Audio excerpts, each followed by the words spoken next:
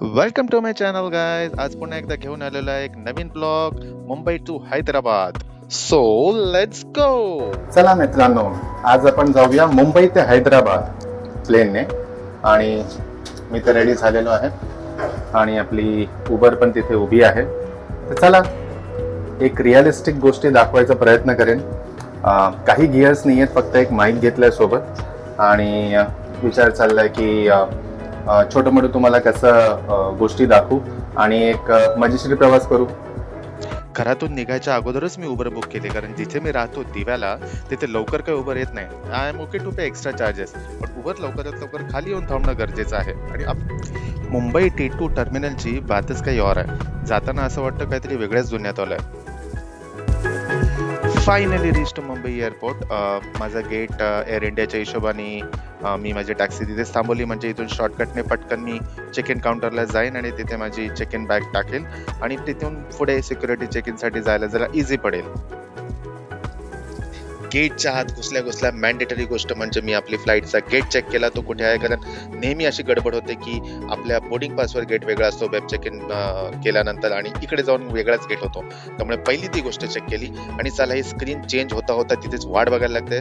तुम्हाला पण हा एक्सपिरियन्स आला असेल, पण ठीक आहे, काही प्रॉब्लेम नाही, हम आगे बढ़ते हैं. चला वेब चेक इन करून काहीच फायदा नाही आहे, तिथे जाऊन लाईनीत उभाच राहायचं आहे. पण मी थोडा स्मार्ट निघालो. मी महाराजा क्लबचा मेंबर आहे, मी महाराजा क्लब पॉईंट सांगितले आणि सरळ जाऊन VIP लाईनीत घुसलो.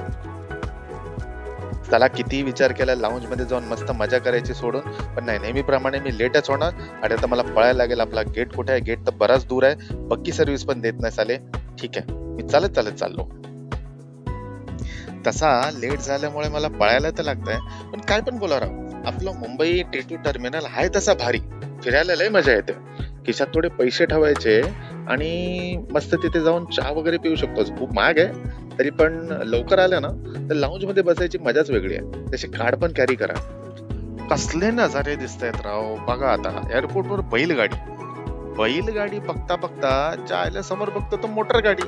म्हणजे काय दोन जनरेशन दाखवतायत का? आणि एअरपोर्टवर कसलं प्रमोशन आहे, तुमची गाडी दाखवा. टेस्ट ड्राईव्ह तर घेऊ नाही शकत, टेस्ट ड्राईव्ह द्या.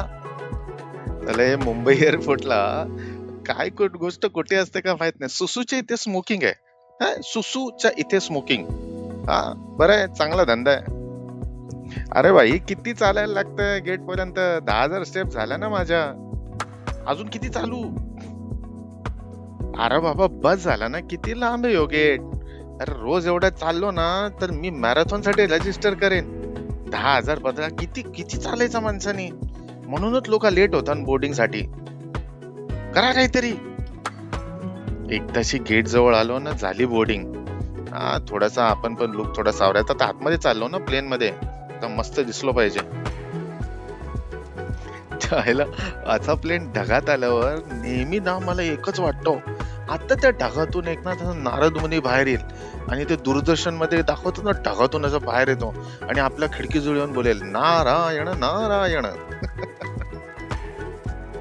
आयला ही हेअर होस्टेस ग, लेडी खली 6 फुटाची. तर guys, thanks to Air India, safely landed to the Hyderabad.